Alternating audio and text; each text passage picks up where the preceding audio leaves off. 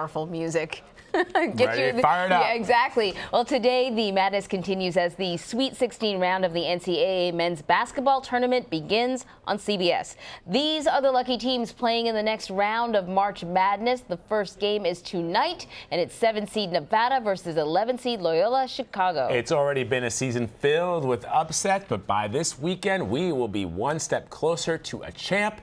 Bill Reiter, host of Reiter's Block on CBS Sports HQ, is here with his March Madness predictions. All right, Bill, because we don't know a whole lot about the last couple of teams left in this tournament, so you will have to tell us what team has been the biggest surprise for you making it into the Sweet 16? You know, today's on the left side of the bracket, in some ways, it's every team. There's not a single 1 seed left. Michigan's the highest seed as the 3 seed. But you guys said it on the way in. Loyola Chicago, a storied program decades ago, making a really cool and maybe really deep run. I think they are a bona fide shocker to a lot of us following the sport.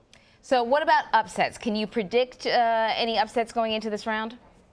Yeah, I mean, unfortunately, I think there's a chance that A&M could upset Michigan. Texas A&M is a really talented team. They struggled early on. They started 0-5 to start SEC play, but that's a really good basketball team. I don't want them to win. I have Michigan going all the way. My bracket, though busted, is actually still alive, but I think you could see Texas A&M. In fact, President Bush, the first President Bush, took A&M all the way. A lot of people rolled their eyes, thought he was just being a homer, but those of us that follow the sport more closely know A&M's a very dangerous team. I think they could keep the magic rolling.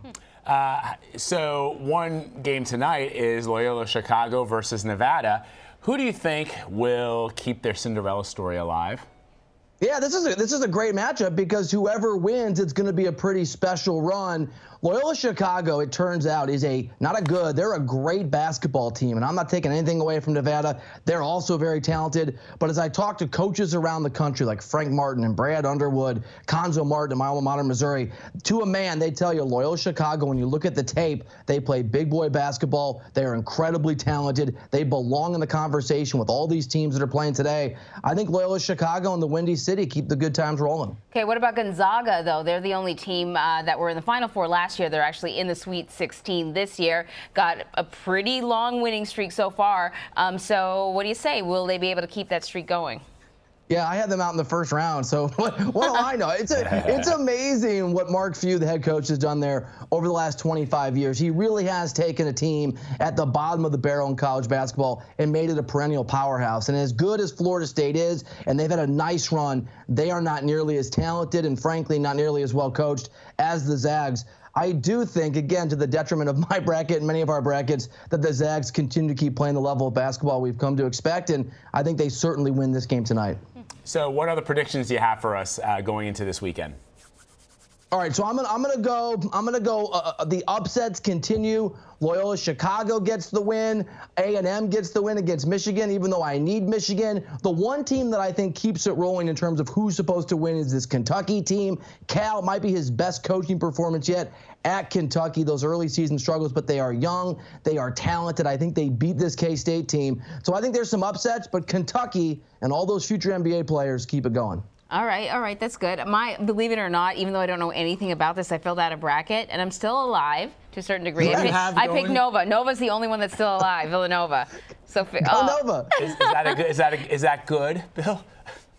Yeah, Nova. I mean, I've got Nova in my Final Four, and these Jay Wright teams sometimes flame out early, but obviously we've seen in the past they can go all the way. They're playing really good basketball. They're playing really the kind of basketball. They're moving the ball. They're playing great D. It's a great. You got to pick with your heart. It's a great pick. What happened to Rhode Island? That was a hard pick. I didn't fill out a bracket. I never really do because I don't know anything about college basketball. But I did go to the University of Rhode Island as an undergrad, and we wanted a little retribution for Duke way back when I was a freshman in 1988. What happened? They ran into one of the best teams in the country. Rhode Island, I was just talking to somebody about this yesterday, a coach at the collegiate level. They're a good team, and they could still be alive if they hadn't had Duke is, on paper, the most talented team in the country. It's just bad luck. All right. There's always next year. There's always next year. Maybe. Rhode Island born, Rhode Island bred. When we die, we'll be Rhode Island dead. That's our theme song. Keep the theme song alive. No, not theme song. If nothing else. We call it the alma mater. There you go. The alma mater. Bill Reiter, thank you so much. Thanks, guys. March Madness updates and analysis on our streaming sports channels, CBS Sports HQ, including Bill's show, Reiter's Block.